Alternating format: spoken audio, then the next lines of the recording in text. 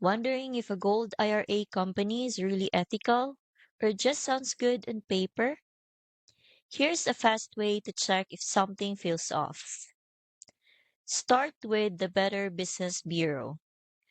Look up the company and scroll down to see if there are unresolved complaints or patterns of behavior.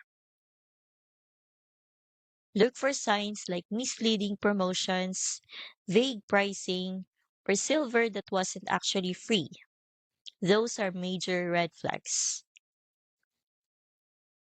Here's a quick ethics check you can use before trusting any gold IRA company.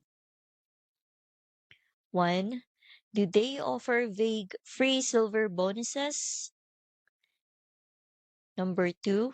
Can they clearly explain all fees and spreads upfront?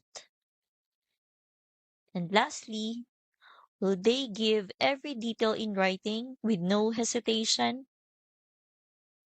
If a company avoids these questions or dodges anything in writing, take it as a warning sign. I've linked a free guide in the description. It walks you through how to spot shady sales tactics, check for inflated spreads, and pick a company that actually puts transparency first. It's 100% free and could save you thousands in surprise cost.